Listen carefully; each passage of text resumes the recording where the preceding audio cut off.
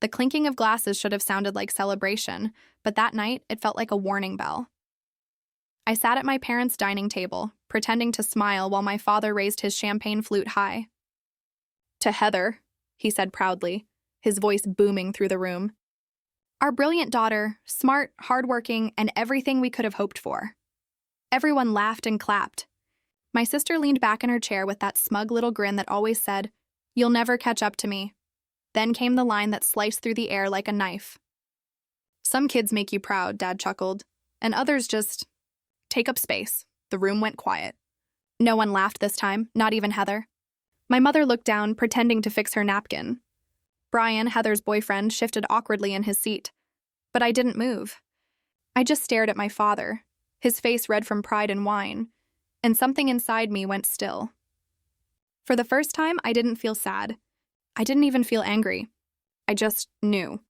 This was never going to change. I put my glass down carefully and said, "Good thing I've got my own place 55 miles away. From now on, the rent, the utilities, the insurance, everything is your problem." My father blinked, confused. "What are you talking about, Da?" "I'm talking about finally leaving a table where I was never wanted," I said quietly. And when I stood up, no one stopped me. Not even my mother, as I walked out. Their faces blurred into the background, like people in a movie I was finally done watching. But here's what no one in that room knew. That single moment would unravel everything they thought they controlled. And soon they'd learn exactly what happens when the disappointment stops staying silent. The night air hit me like a slap as I stepped outside. Cold, sharp, real. For a second, I just stood there on the porch, listening to the muffled laughter still coming from inside. They'd already moved on, probably slicing cake, pretending I hadn't just walked out on them. I got in my car, hands shaking as I turned the key. The headlights caught the reflection of that perfect house, every window glowing warm and golden. But none of that warmth had ever been for me. As I started the engine, something inside me cracked open. 28 years of trying to fit into a family that only saw me as the other daughter. I drove in silence. No music, no tears, just the hum of the tires and the sound of my own breathing. At mile 10, my anger started to rise. At mile 20, it turned into laughter. By mile 40, I was crying again, but this time it wasn't pain. It was relief. All those years I'd thought I was weak for wanting their approval, but now I saw it clearly. I wasn't weak. I was starving for something that never existed. When I reached my apartment, I sat in the car for a while, headlights off, watching the rain hit the windshield. Then I whispered to myself, "You're done, Da. You're finally done." Inside, everything looked different. The walls covered in my paintings, the soft yellow light from the lamp, the smell of turpentine, it all felt like mine for the first time. I kicked off my heels, poured a glass of wine, and sank onto the couch. My phone buzzed. 3 missed calls from Mom, 1 text. "Your behavior tonight was embarrassing." I stared at the screen for a long moment, then turned the phone face down. No more explaining myself. No more shrinking to make them comfortable. But I had no idea that walking away wouldn't be the end. It was only the first move in a storm that was about to change everything. Sleep didn't come that night. I just lay there staring at the ceiling, hearing my dad's words again and again. "Some kids make you proud, others just take up space." That sentence wasn't new. It was just the first time he'd said it out loud. I don't even know when the favoritism started. It was so subtle at first, you could almost pretend it wasn't there. Heather was 2 years older, the golden child. Straight A's, perfect hair, the kind of kid who won spelling bees and never forgot to say, "Thank you." Me? I was the messy one. The artist. The kid who came home with paint under her nails and wild ideas in her head. Our parents didn't hate art. They just didn't get it. Numbers made sense to them. Grades, trophies, report cards, all things you could measure. Feelings, expression, creativity? That was just noise to them. I still remember my 10th birthday. Aunt Vivian had given me a set of professional watercolors.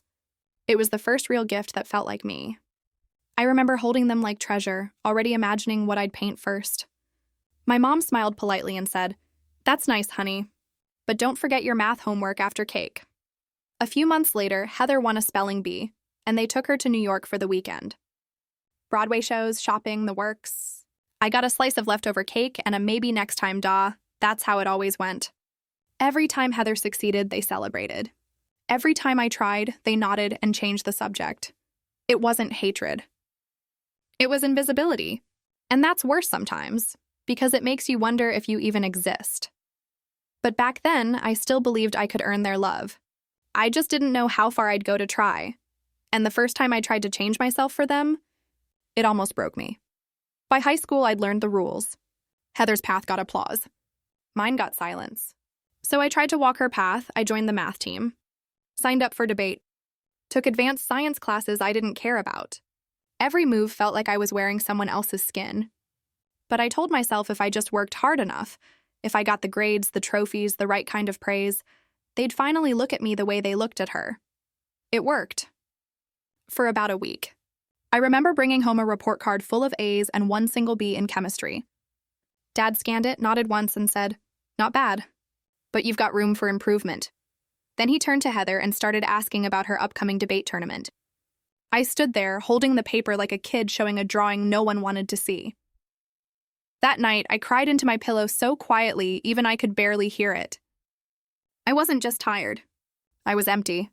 I'd spent so much time trying to be their kind of daughter that I'd forgotten how to be myself. The next day, I skipped math club and spent the whole afternoon in the art room. The teacher let me stay after school to paint. She didn't talk much, just watched as I mixed colors and tried to breathe again. By the time I was done, I'd painted a girl standing in the rain, looking up at a sky that wouldn't look back. When my teacher saw it, she said quietly, "You've got something. Da. Don't lose it trying to please people who can't see it." Her words stuck with me, but I didn't know how to live by them yet. I was still a kid trying to earn love that came with conditions, and the day I finally realized how deep that wound ran was the day I won an award I couldn't even celebrate.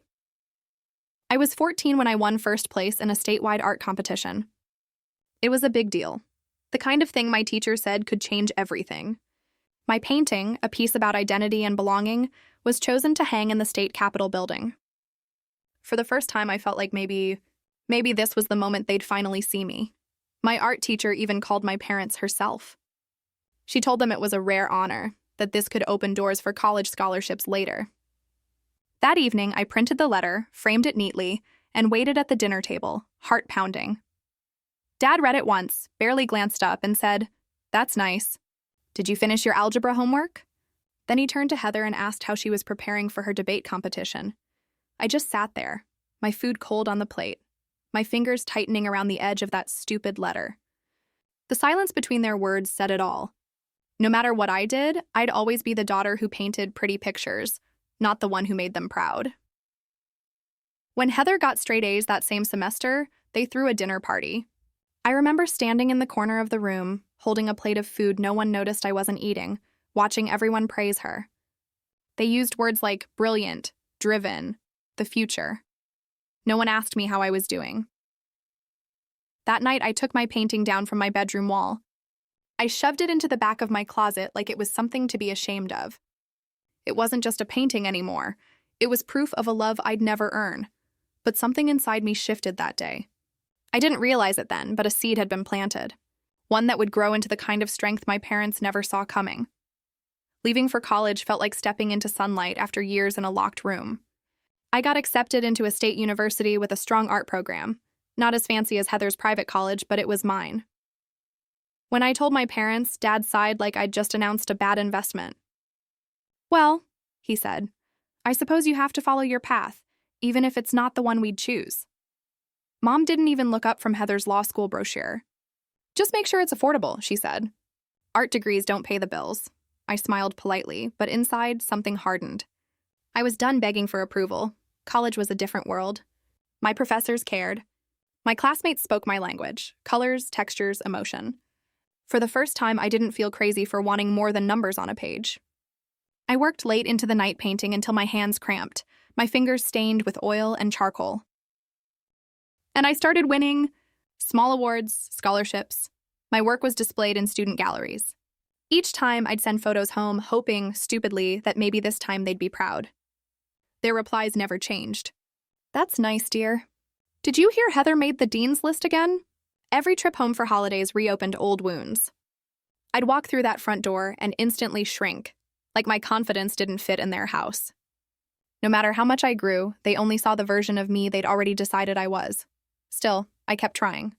Some part of me, the little girl who once waited for her father's applause, refused to give up. But what I didn't know was that a single dinner, years later, would finally burn that hope to ash. And once the fire started, there was no going back. The message came out of nowhere. A short text from my mom, dinner at our house. Saturday at 6. Heather made junior partner. Wear something nice. No, how are you? No warmth, just instructions. Still, that tiny foolish part of me, the one that never really died, thought, maybe this time will be different. I spent the whole week pretending not to care, but when Saturday came, I stood in front of my closet for almost an hour. I finally chose a simple black dress. Professional but not showy. I even curled my hair, like maybe presentation still mattered. On the drive home, every mile felt heavier. 55 miles of memories, of old wounds that never fully closed. When I pulled into the driveway, the house looked exactly the same. Perfect, polished, expensive. The kind of place where everything sparkles, except the people inside it. Heather was already there, of course. Sitting on the couch next to her boyfriend, Brian.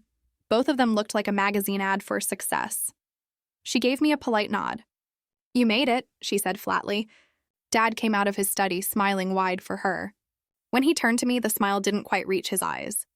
"Hi, Da," he said, patting my shoulder like I was a distant coworker. I tried small talk. "The gallery sold 3 of my pieces last week." He nodded. "That's nice. The bar's over there if you want a drink." That was the pattern. Heather's promotion, Heather's firm, Heather's future. My name was barely spoken. Even when Brian mentioned he'd seen an art exhibit downtown, I started to say something. But Mom cut in. "Speaking of downtown, Heather, have you two looked at that condo yet?" By dessert, I'd said maybe 10 sentences total. None of them mattered. But the night wasn't over. Not yet, because the toast that would shatter everything was still waiting. Dinner dragged on forever. Every word, every laugh, every fake smile, it all felt rehearsed. I kept glancing at the clock, counting down minutes until I could leave. Then Dad stood up, champagne glass in hand, his voice loud and proud. "To our brilliant daughter," he said, looking right at Heather, "who never stops making us proud. From her first report card to her new promotion, she's always been destined for greatness." My mother clapped like it was a performance she'd been waiting all night for. Heather leaned closer to Brian, pretending to blush. "And me?" I sat there holding my breath. Then Dad laughed, this deep, satisfied laugh, and said, "You know, some kids make you proud, and others just take up space." The room froze. Even Heather looked shocked for a second, then smirked like she'd been handed another trophy. My mom shifted uncomfortably but said nothing. Brian cleared his throat. No one looked at me. I felt the world slow down, like time itself was waiting to see what I'd do. Normally, I would have laughed it off, made a joke, pretended it didn't hurt. But not this time. I set my glass down and looked him dead in the eye. "Good thing I've got my own place 55 miles away," I said quietly. "From now on, the rent, the utilities, the insurance, they're all your problem." Dad frowned. "What are you talking about, Da?" "I'm talking about not taking up space where I'm not wanted," I said. The silence that followed was thick. My heart was steady, my hands calm. For once, I wasn't the one trembling. They were. Mom's voice cut in, sharp and irritated. "Oh, for heaven's sake, it was just a joke." "Yeah?" I said. Then maybe I stopped finding it funny 28 years ago. And that was the moment I stood up. Not just from the table, but from the role they'd written for me my whole life. What none of them realized was that this wasn't a meltdown. It was a beginning. No one said a word when I stood up. Not Mom, not Dad, not even Heather. I laid my napkin on the table, straightened my dress, and looked at the family I'd spent my whole life trying to please. 28 years, I said quietly. That's how long I've tried to earn a place here. I'm done. Dad's face turned red. Don't be dramatic, Da. Mom gave that tight smile she always used to end conversations. This isn't the time. Heather rolled her eyes. See? This is why nobody takes you seriously. You make everything about you. Her voice used to crush me. But not tonight. I looked right at her and said, You're welcome to keep being the favorite. I'm done auditioning for the part. Aunt Vivian shifted uncomfortably in her chair. She was the only one who looked at me with anything close to compassion. Thomas, she said softly to my father. That was cruel. He waved her off. Oh, please. It was a joke. Da knows we love her, she just needs thicker skin. I took a deep breath. That's the problem. You confuse love with control.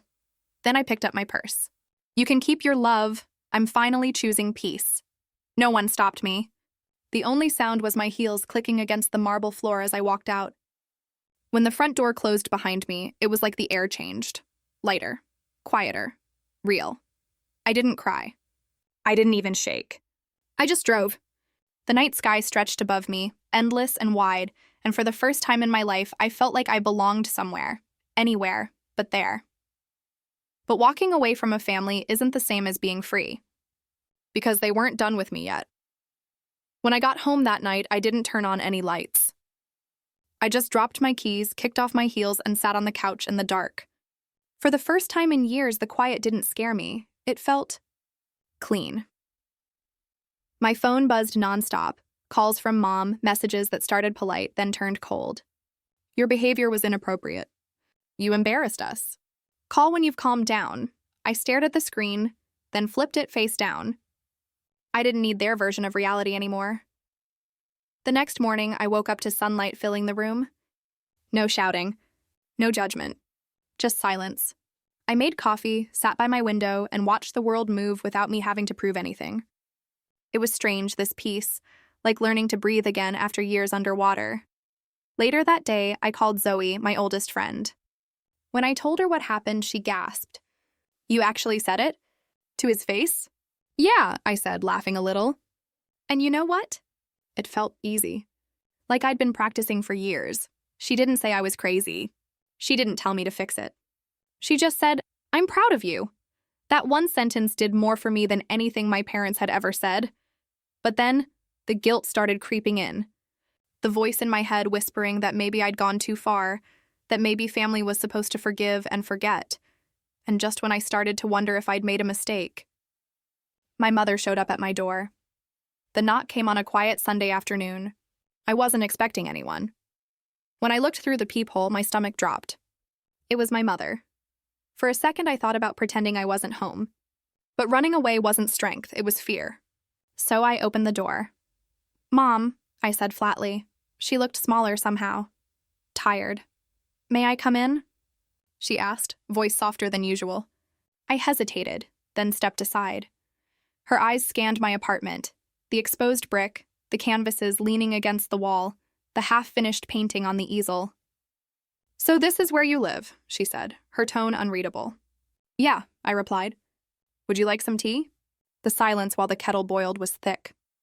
When I returned with 2 mugs, she was standing in front of my newest painting, studying it. You made this? She asked. I did, she nodded slowly. It's intense. That's one word for it, I said. We sat down across from each other. I wanted to talk about what happened, she began. I stayed quiet. Your father and I don't deserve this silence, she said.